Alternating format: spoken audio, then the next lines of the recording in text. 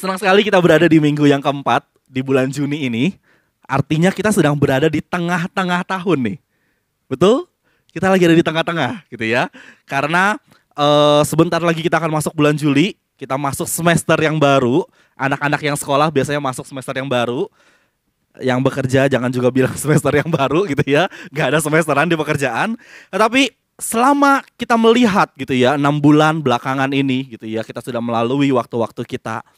Hal baik apa yang Tuhan sudah kerjakan dalam kehidupan kita? Hal baik apa yang Tuhan sudah lakukan dalam kehidupan kita? Coba kita renungkan, gitu ya. Coba kita pikirkan. Tahun 2023 kita bisa lalui dengan penyertaan Tuhan. Tahun-tahun sebelumnya mungkin ada struggling, mungkin ada kesulitan, mungkin ada kesusahan kita, apalagi kita melewati masa pandemi. Tapi tahun 2023 dari Januari sampai Juni ternyata Tuhan menyertai kehidupan kita. Kita harus bersyukur akan hal itu. Berapa waktu lalu juga Presiden mengatakan katanya kalau pandemi sudah berlalu. Boleh tepuk tangan dong semuanya gitu ya. Kita kuat, kita melaluinya. Itu semua karena penyertaan Tuhan, amin. Dan minggu ini juga, ini adalah minggu terakhir di bulan Juni. Berarti kita berada di minggu terakhir dari seri khotbah kita, Gereja Adalah Kita. Itu ya, ini seri khotbah kita. Nah, dan firman Tuhan hari ini yang akan saya sampaikan adalah gereja bagi mereka sebagai penutup gitu. Nah, tapi sebelum kita membahas firman Tuhan ini, saya mau kita review lagi. Kita review secara singkat gitu ya, dari bulan Juni, minggu pertama sampai minggu ketiga sampai hari ini, apa saja yang sudah kita pelajari, apa saja yang sudah kita dengarkan dari firman Tuhan. Kalau Anda join di YouTube gitu, Anda bisa lihat kembali khotbah-khotbah kita di sana. Gitu ya, cuplikan khotbah kita di sana. Nah, di minggu yang pertama, Pastor Jason membuka seri khotbah kita dengan judul Gereja dan Saya. Kata gereja punya dua makna, gitu ya. Mungkin kita bisa melihat gereja sebagai suatu bangunan atau tempat ibadah, gedung, itu gereja. Tetapi yang kita pelajari, gereja ternyata bukan sekedar tempat, bukan sekedar bangunan, bukan sekedar Galilei Center ini. Tetapi gereja adalah saya dan Anda. Lagu tadi yang kita nyanyikan di awal, gitu ya. Aku gereja, kau pun gereja. Lanjutannya, kita sama-sama gereja. Jadi gereja bukan sekedar tempat atau bangunan. Tetapi dikatakan gereja adalah saya dan gereja juga adalah Anda. Betul? Gereja yang adalah saya dan Anda, kita punya misi Tuhan. Kita punya misi yaitu memimpin setiap orang untuk mengenal Kristus dan menjadi pengikutnya yang setia. Itu misi kita sebagai gereja. Kita menjadi representasi Tuhan buat orang lain. Kita jadi gereja buat orang lain ketika mereka melihat kita, mereka sedang melihat Kristus. Amin. Kita jadi gereja yang setia, gereja yang murah hati, gereja yang memiliki kasih. Nah, di minggu yang kedua, Mr. Jurisa juga menyampaikan firman Tuhan dengan judul Gereja dan Kita. Jadi gereja bukan lagi tentang saya saja atau tentang Anda saja. Tetapi gereja tentang kita. Ada orang di kiri kanan kita yang mereka juga adalah gereja. Coba lihat kiri kanannya. Pastikan mereka juga gereja. Artinya ada banyak karakter. Ada banyak sifat orang-orang di dalam gereja. Mungkin ada mereka yang sifatnya baik. Ada mereka yang sifatnya murah hati, suka memberi, penuh kasih. Tetapi tidak menutup kemungkinan ada juga orang-orang yang punya pergumulan dengan masalah hidup mereka. Ada juga orang-orang yang mungkin seringkali gak peduli dengan kiri kanannya. Jangan tunjuk-tunjuk sekarang gitu ya. Atau ada yang punya sakit hati. Ada orang-orang yang mungkin punya masalah. Ada mereka yang pertumbuhan rohaninya gak sama dengan kita. Itu gereja. Dan yang menjadi masalah seringkali persepsi orang melihat gereja bahwa gereja isinya orang-orang yang kudus, orang-orang yang sempurna, orang-orang yang paling suci. Ini satu persepsi yang salah besar. Sesungguhnya gereja adalah tempat di mana kita bertumbuh bersama. kita saling melengkapi, kita saling membangun. Amin. Itu gereja. Kemudian yang ketiga gitu ya, di minggu yang ketiga gitu ya, minggu lalu Pendeta Asigor Sitanggang menyampaikan firman Tuhan dengan judul Hidup Kudus. Sebagai gereja, kita harus hidup kudus, hidup di dalam kekudusan. Kenapa? Karena kita adalah persembahan bagi Allah, betul? Hidup kita adalah persembahan bagi Allah. Di Perjanjian Lama, ketika orang-orang mau mempersembahkan sesuatu kepada Tuhan di mezbah persembahan, mereka akan pilih binatang gitu ya, seperti mungkin domba atau burung merpati, tetapi mereka nggak pilih sembarang. Mereka akan pilih yang paling sempurna, yang tidak cacat, yang baik, yang bersih, yang sempurna. Begitu juga kita, dikatakan kita adalah persembahan, hidup kita adalah persembahan bagi Tuhan. Kita harus menjaga persembahan ini yang kita berikan kepada Tuhan untuk tetap dalam kekudusan. Amin. Masalahnya di dunia ini penuh dengan ketidakkudusan. Kita seringkali ditawarkan dengan hal-hal yang membuat kita menjauh dari Tuhan, membuat kita hidup di luar dari kekudusan tersebut. Nah, ini tantangan kita sebagai gereja. Kepada siapa kita bergantung? Kepada siapa kita menyerahkan kehidupan kita? Segala sesuatu yang ada di dunia ini sifatnya sementara. Mau bersandar kemana? Kepada kekayaan? Sifatnya sementara. Kepada kehebatan, ketenaran, jabatan kita, semua sifatnya sementara. Tetapi bergantung kepada Tuhan, sifatnya kekal. Amin. Kita harus bergantung kepada Tuhan.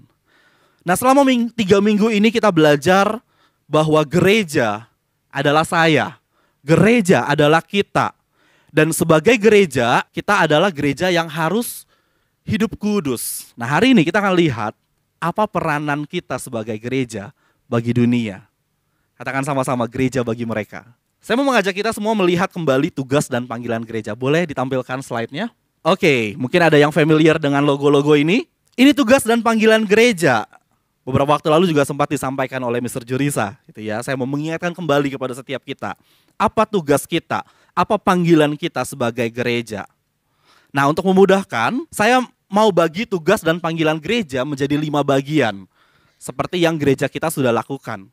Worship, fellowship, discipleship, ministry, dan mission. Nah, ini tugas dan panggilan gereja. Kelima hal ini, mereka tidak ada yang lebih besar dan lebih kecil. Tidak ada yang lebih diutamakan dibanding dengan yang lain. Semuanya berjalan, bergerak seperti sebuah lingkaran yang menggerakkan gereja kita. Kelima hal ini menjadi pilar di gereja kita. Nah, kita lihat satu-satu gitu. Yang pertama adalah liturgia dan latria. Apa itu liturgia? Dari bahasa aslinya, liturgia berarti menguduskan. Dan terminologi ini dipakai erat untuk menjelaskan tentang ibadah dan sakramen. Ibadah artinya seperti yang kita lakukan saat ini. Datang ke gereja, kemudian beribadah kepada Tuhan. Dan sakramen itu artinya yang kita kenal ada 2. Sakramen baptisan air dan sakramen perjamuan kudus. Hal yang kita lakukan disebut liturgia. Itu tugas dan panggilan kita yang pertama sebagai gereja. Tetapi sedikit berbeda maknanya dari liturgia ada latria, yang berarti ibadah yang kita lakukan tidak sekedar perayaan. Ibadah yang kita lakukan menyembah, memberikan penghormatan kepada Tuhan.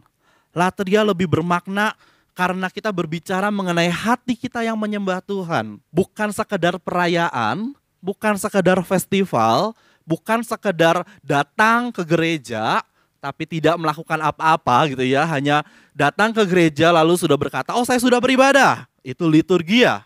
Tetapi latria berbeda maknanya, lebih dalam, lebih kuat. Nah, kita lihat dalam 1 Timotius 4 ayat yang ke-7 sampai yang ke-8.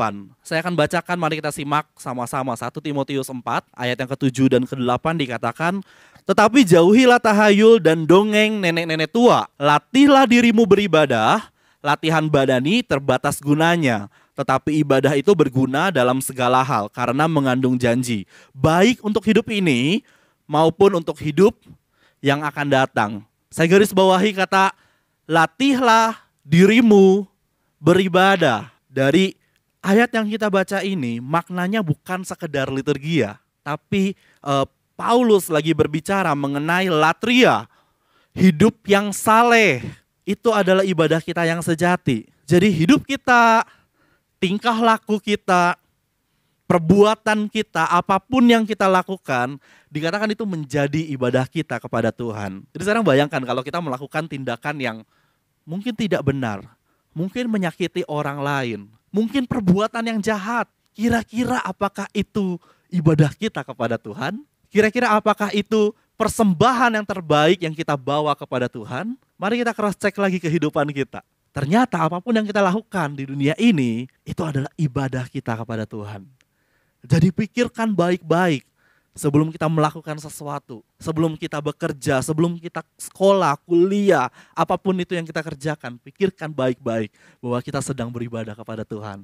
Itu tugas dan panggilan gereja yang pertama. Yang kedua kita lihat. Yang kedua adalah koinonia. Katakan sama-sama, koinonia. Yes, artinya persekutuan bersama anggota gereja yang adalah tubuh Kristus. Nah, gereja seringkali dipandang sebagai tubuh Kristus. Kita tahu bahwa Yesus Kristus sendiri adalah kepala dan kita, gerejanya adalah tubuh Kristus. Dan di dalam satu tubuh harus ada persekutuan. Gak mungkin kita melihat tangan mau bergerak sendiri, semaunya. Atau mungkin jantung bilang, aduh saya mau istirahat dulu deh dari berdetak 5 menit aja.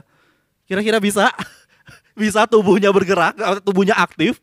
Enggak. Semua harus bersinergi. Semua harus bergerak menjadi satu kesatuan, persekutuan.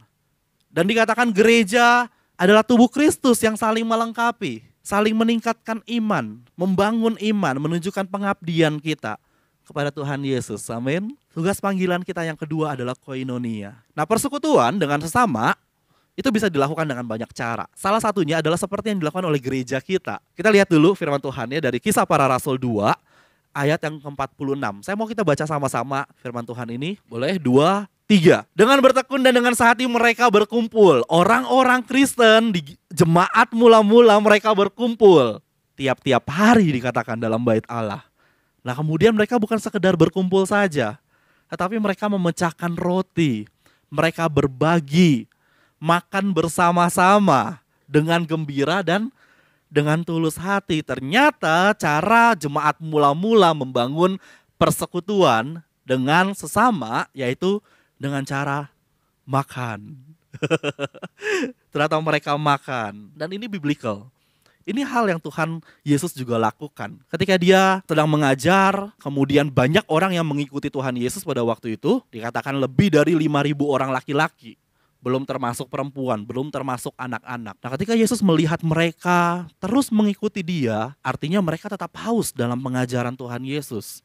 Mereka mau ikut Tuhan Yesus kemana aja. Nah, tapi pada waktu itu Yesus gak melihat mereka sebagai, yaudah saya harus ngajar lagi kalau gitu. 3 jam khotbah gitu ya.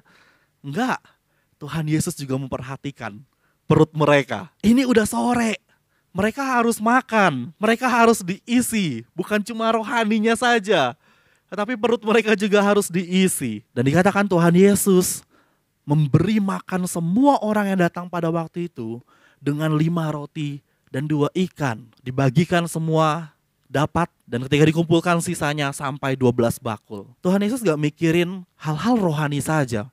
Dalam artian gak memaksa setiap jemaat, setiap orang yang ikut bersama dengan dia untuk menerima khotbah, menerima pengajaran saja. Tetapi juga Yesus memikirkan kebutuhan perut mereka. Di gereja kita, tim fellowship juga memikirkan hal itu. Betul, tim fellowship?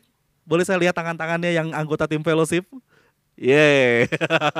Mereka juga mikirin gimana caranya supaya kita punya persekutuan dengan jemaat. Akhirnya mereka buat ayam sindorim gitu ya. Walaupun bentuk ayamnya kadang-kadang kakinya 4. Betul? Iya. Supaya apa? Supaya ada fellowship, supaya ada persekutuan sesama tubuh Kristus. Nanti jangan setelah ibadah ini langsung samperin tim fellowship terus bilang, mana makanan saya gitu ya. Jangan langsung kayak gitu ya. Iya, kita lakukan fellowship karena kita suka dengan persekutuan. Itu tujuan, itu tugas dan panggilan kita sebagai gereja. Ada di dalam persekutuan. Nah, kita lihat yang ketiga, tugas dan panggilan gereja adalah kerigma dan didaskalia.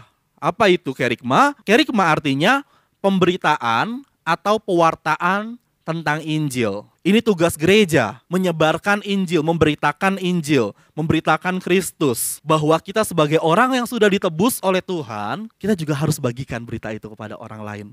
Mereka yang belum mendengar, mereka yang belum mengerti, mereka yang belum memahami. Itu kerygma. Lalu didaskalia apa? Didaskalia artinya mengajar, membina setiap orang percaya supaya iman dan kehidupan rohani mereka bertumbuh di dalam Tuhan. Dan dua hal ini gak bisa dipisahkan, gak boleh dipisahkan. Kerygma dan didaskalia. Hari-hari ini banyak pengajaran yang hanya fokus pada hal-hal yang menyenangkan telinga saja. Banyak pengajaran yang fokus pada hal-hal yang baik saja. Atau mereka cuma mau bahas isu-isu sosial, isu-isu ekonomi, atau mungkin bahkan politik. Tetapi mereka tidak memberitakan Kristus. Mereka tidak memberitakan Injil. Hati-hati dengan pengajaran seperti itu. Khotbah atau pengajaran yang benar adalah yang memberitakan tentang Kristus. Amin. Apapun itu, kehidupan kita, mungkin hal-hal sulit yang menjadi kesaksian, tetapi fokusnya adalah ketika Kristus menolong kita. Adalah ketika Kristus menyelamatkan kehidupan kita. Itu fokus dari pengajaran yang benar. 1 Timotius 4 ayat yang ke-6b dikatakan, engkau menjadi seorang pelayan Kristus Yesus yang baik, terdidik dalam soal-soal pokok iman kita dan dalam ajaran sehat yang telah kau ikuti selama ini. Ternyata orang-orang Kristen bukan cuma sekedar mereka menyembah Tuhan, memuji Tuhan, berbagi makanan, fellowship, tidak sekedar itu, tapi dikatakan mereka harus belajar, terdidik soal pokok-pokok iman, ajaran yang sehat. Surat Paulus kepada Timotius ini sedikit berbeda dengan surat-surat Paulus yang lain. Ketika dia mengirimkan kepada jemaat, Paulus sedang mendidik Timotius pada waktu itu. Dia bukan sedang memberikan surat pernyataan kasih kepada jemaat, tetapi dia sedang mendidik Timotius supaya Timotius belajar tentang ajaran-ajaran yang sehat, ajaran-ajaran yang benar. Kenapa? Karena Timotius akan jadi pengajar juga, akan menjadi penerus Paulus juga, akan jadi penginjil, gembala jemaat. Oleh karena itu, dia harus paham betul dengan ajaran yang benar, ajaran yang sehat. Harus fokus pada hal-hal tersebut. Karena nantinya akan ada banyak challenge yang dia akan hadapi. Tantangan yang akan dihadapi ada banyak. 2 Timotius 1 ayat 13 dikatakan, peganglah segala sesuatu yang telah engkau dengar daripadaku sebagai contoh ajaran yang sehat. Dan lakukanlah itu dalam iman dan kasih dalam Kristus Yesus. Amin. Tugas dan panggilan kita sebagai gereja juga harus ada kerygma dan ada didaskalia. Kita harus memberitakan tentang Injil Kristus dan kita juga harus terdidik dalam ajaran yang sehat. Belajar firman Tuhan. Itu suatu kewajiban sebagai gereja. Amin. Kita lihat yang keempat, tugas dan panggilan gereja. Nah, yang keempat adalah diakonia. Katakan lagi sama-sama, diakonia. Ya, apa artinya diakonia? Artinya adalah pelayanan yang dilandasi oleh kasih Yesus. Nah, kenapa pelayanan harus dilandasi oleh kasih Yesus? Ini hal yang sudah dilakukan oleh Tuhan Yesus. Dia memberikan teladan, dia memberikan contoh. Coba kita perhatikan gitu ya. Kebanyakan pelayanan Yesus yang tercatat di dalam Alkitab semuanya dilandasi oleh karena kasih, oleh karena belas kasihan. Tuh, ketika mujizat pertama Tuhan Yesus lakukan di Kana, dia lakukan karena belas kasihan. Dia datang ke sebuah pesta bersama ibunya, dan pada waktu itu pestanya hampir gagal. Kenapa? Karena mereka kehabisan minuman, kehabisan anggur. Pada zaman itu ketika mereka berpesta, kalau sampai pestanya belum selesai, tapi anggurnya sudah habis, minuman sudah habis, mungkin makanannya sudah habis, bisa dikatakan pestanya gagal.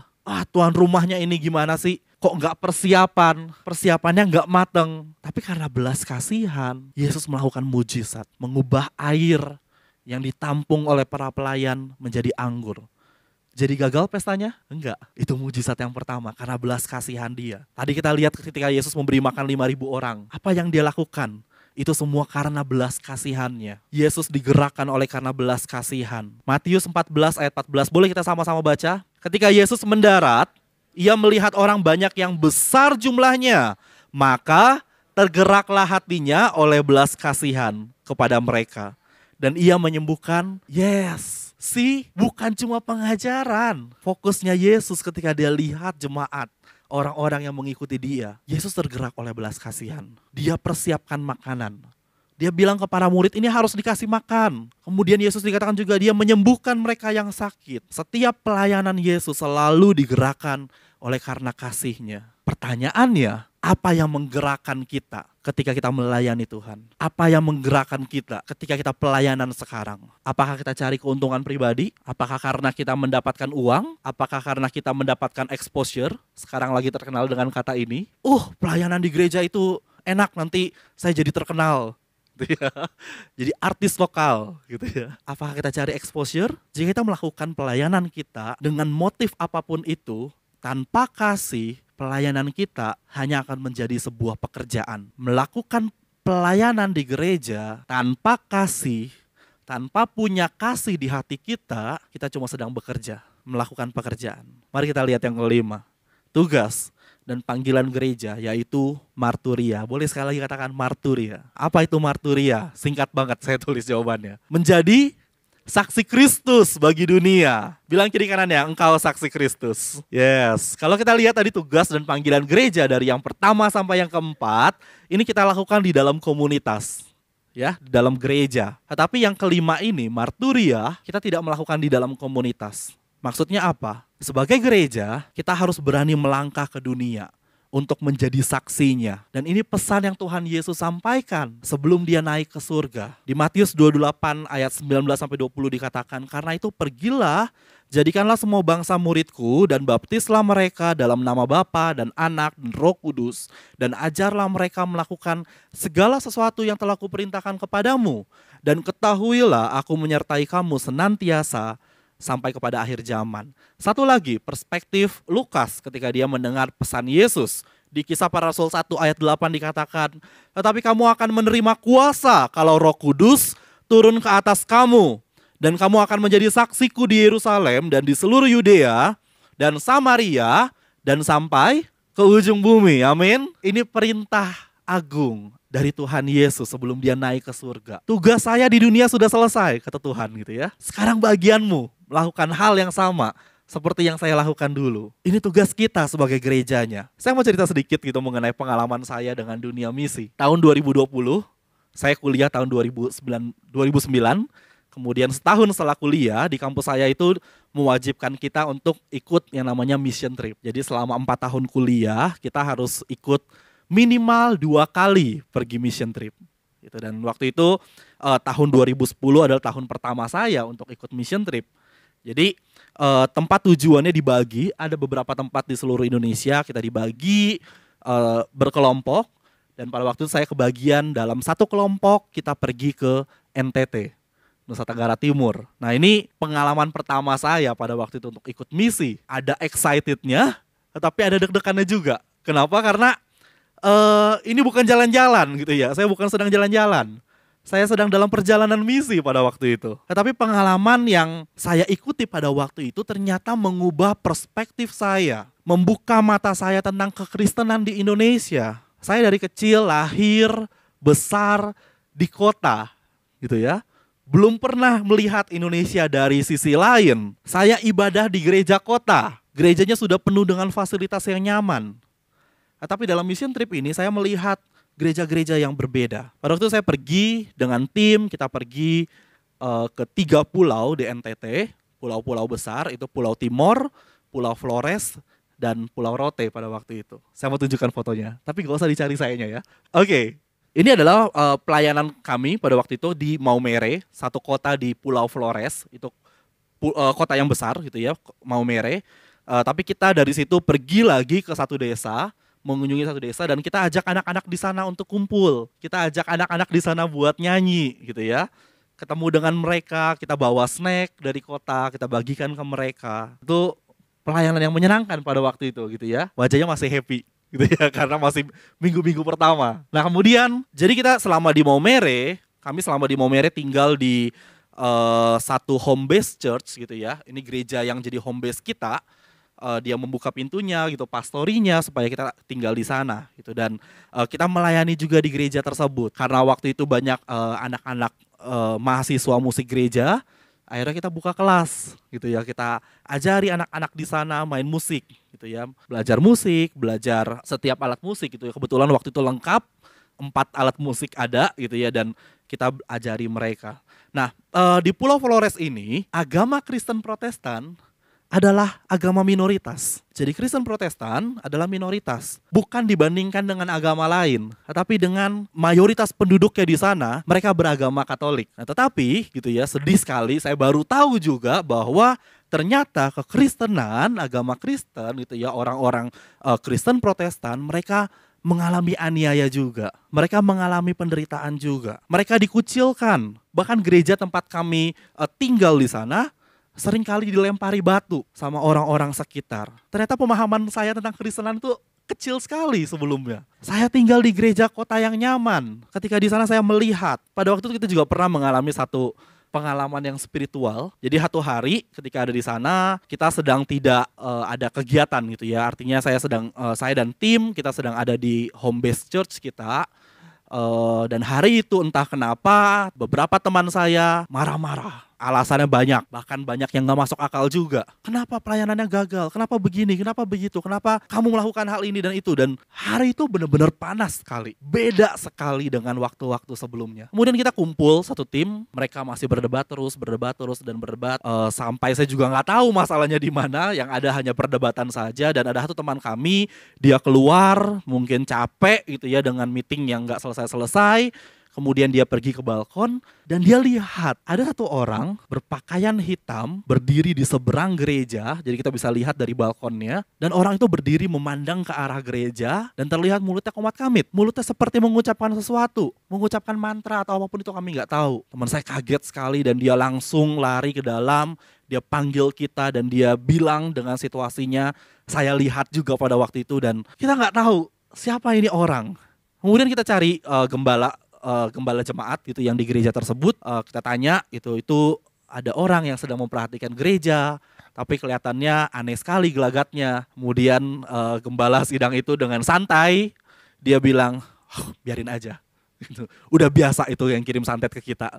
Gitu. Jadi ternyata banyak orang-orang yang gak senang dengan gereja yang ada di sana. Mereka kirim dukun buat berusaha santet. Dan saya gak tahu gitu ya apa yang terjadi dengan teman-teman saya. Mereka yang marah-marah, suasana yang panas mungkin. Itu juga timbul mungkin dari apa yang dilakukan si orang tersebut. Dan malam hari itu kami berkumpul, kita berdoa, kita minta ampun di hadapan Tuhan. Dan teman saya satu, dia mendapatkan penglihatan daripada Tuhan. Dia melihat seperti ada sebuah pohon yang besar, dan di pohon tersebut ada seperti lingkaran di tengah batang pohonnya yang berwarna lingkarannya berwarna hitam, dan banyak orang yang menyembah pohon tersebut. Besoknya kita coba konfirmasi lagi ke gembala sidang jemaat di sana, gembala gereja di sana, dan dikatakan, oh ya, memang ada pohonnya di sebelah gereja dan orang-orang mengeramatkan pohon tersebut. Dan kita kayak, wah, ini pengalaman spiritual pertama saya. Selama ini yang saya bayangkan, saya ada di zona nyaman, gereja yang nyaman, fasilitasnya ada, gak pernah dikirimin santet. Gitu ya. Tapi orang-orang Kristen di sana mereka struggling dengan hal tersebut. Mereka harus mempertahankan iman percaya mereka untuk tetap kepada Tuhan, tetap bertumbuh di tengah himpitan, di tengah persoalan yang menghambat mereka. Saya harus mengatakan ini, gitu ya. Agama tidak akan pernah menyelamatkan kita. Agama akan sia-sia kalau kita tidak menaruh Yesus sebagai pusat di kehidupan kita. Pusat apa yang kita percayai. Amin. Percuma kalau kita cuma bilang agama, tapi tanpa Yesus. Kita mau unjukin lagi pelayanan kita yang kedua. Setelah dari Maumere, kita menuju ke Pulau Timor. Dari kota Kupang, kota yang besar, kita harus naik bus lagi dalam perjalanan menuju ke daerah yang namanya Atambua. Ada yang tahu daerah Atambua? Ada yang pernah ke sana? Itu daerah perbatasan dengan Timor Leste. Nah, dari Atambua itu kita harus naik mobil kecil lagi untuk menuju ke satu kampung yang dinamakan Kampung Maulun.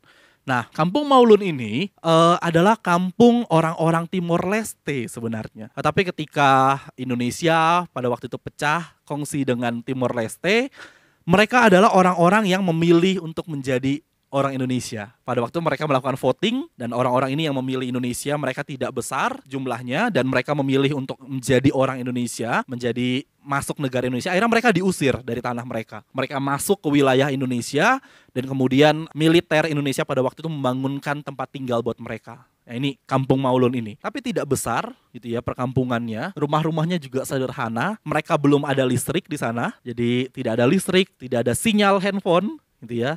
Semua serba terbatas. Mereka tinggal di sana agak sulit dikatakan gitu ya, karena satu waktu kita berbicara dengan gembala jemaat di sana dan mereka bilang kita struggling di sini karena kita sudah dibuang dari Timor Leste, sudah tidak diakui sebagai orang-orang sana. Tapi di Indonesia sendiri pun kita kesulitan, nggak ada listrik di sini.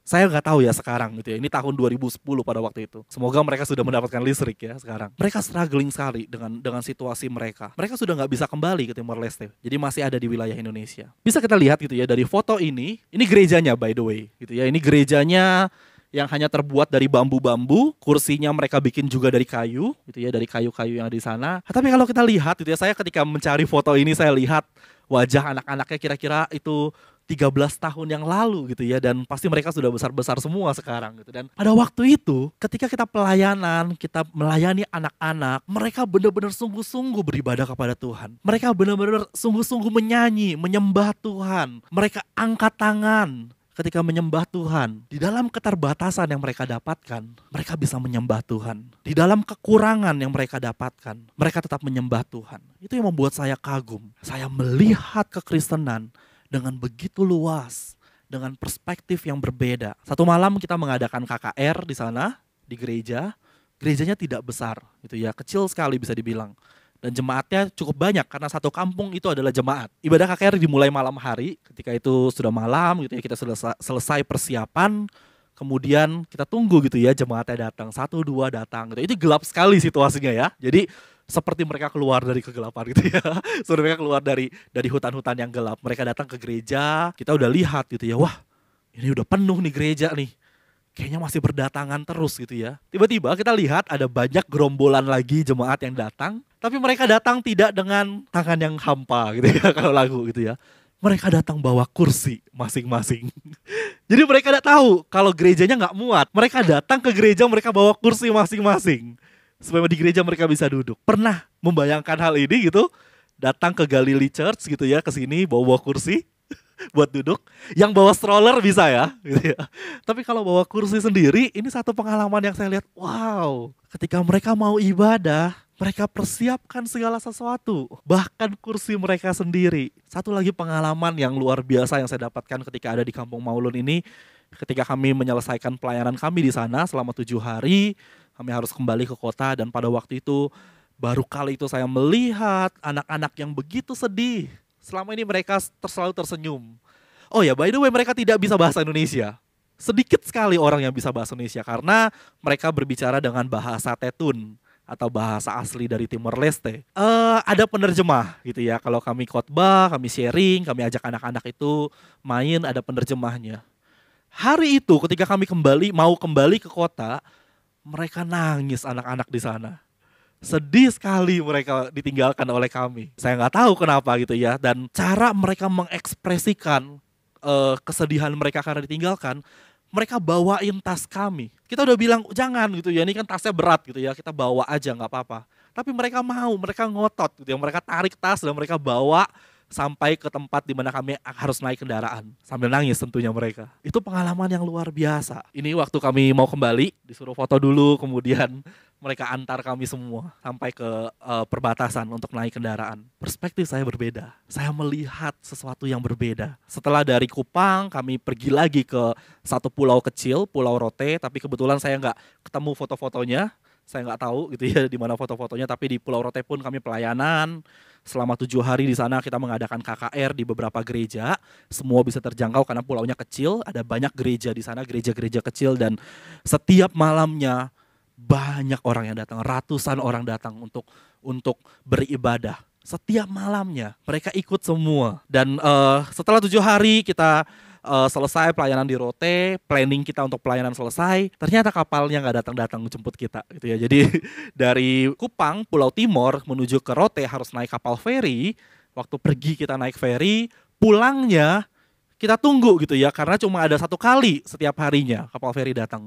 Tapi nggak datang-datang, sampai hampir 7 hari lagi. Jadi setiap hari, setiap pagi kami bangun, kami pergi ke dermaga, lihat ada kapal apa enggak. Nggak ada, kami pulang lagi. Itu yang kita lakukan pada waktu itu. Itu pengalaman mission trip pertama saya. Dan sejak waktu itu, perspektif saya akan kekristenan, akan iman percaya saya, switch. Berubah, sepenuhnya berubah. Yang tadinya ada kenyamanan dalam pelayanan saya, sejak waktu itu, setiap kali saya melayani, saya melihat dengan belas kasihan. Saya melihat dengan kasih Tuhan. Saya belajar untuk melihat dengan kasih Tuhan. Apa yang kita dapatkan hari ini semua kita harus syukuri. Kenyamanan, fasilitas, segala sesuatu yang kita punya itu semua kita harus syukuri hari ini. Dan jangan sampai kenyamanan tersebut, fasilitas tersebut membuat iman kita menjadi goyah, menjadi lemah, menjadi kecil, pudar, karena nggak ada tantangannya. Setelah mission trip ini, tahun-tahun berikutnya saya akhirnya jadi rajin ikut mission trip. Bukan cuma 2 kali, tapi sampai 3 kali. Tahun kedua saya berkesempatan untuk pergi ke daerah Kalimantan Timur. Sekarang sudah jadi wilayah Kalimantan Utara, daerah Tarakan. Kemudian di tahun ketiga saya berkesempatan untuk ke Papua pada waktu itu, ke daerah Manokwari, kemudian masuk lagi ke pelosok pedalaman. Dan nanti next time mungkin kalau ada kesempatan saya bisa bercerita kembali tentang pengalaman saya dalam mission trip. Tapi kita mau lihat satu hal ini. Ini ayat yang tadi yang kita sudah baca. Boleh kita baca sekali lagi sama-sama? Oke, kita baca sama-sama ya. 2, 3. Tetapi kamu akan, yes, kalau Roh Kudus turun ke atas kita, artinya apa? Ketika Tuhan Yesus, ketika Roh Kudus menyertai kita, kita akan menjadi saksinya, bahkan sampai ke ujung bumi. Menjadi saksi Kristus adalah tugas dan panggilan kita sebagai gerejanya. Amin. Ini tugas kita, panggilan kita. Dan sebelum kita berbicara, melangkah lebih jauh ke tempat yang jauh, coba perhatikan di sekitar kita. Apakah kita sudah menjadi saksi Kristus di sekitar kita, di keluarga kita mungkin, di sekolah kita, atau di kampus kita, atau di lingkungan pekerjaan kita. Sudahkah kita memperkenalkan Kristus kepada mereka? Itu tugas kita. Itu panggilan kita sebagai gereja. Tugas dan panggilan gereja bukan sekedar tentang saya, bukan sekedar tentang kita, bukan sekedar tentang komunitas kita atau orang-orang di dalamnya, tetapi tugas dan panggilan kita juga menjadi gereja bagi mereka. Amin. Artinya hidup kita, kesaksian kita bagikan bagi mereka. Orang-orang yang membutuhkan. Orang-orang yang membutuhkan kasih Kristus.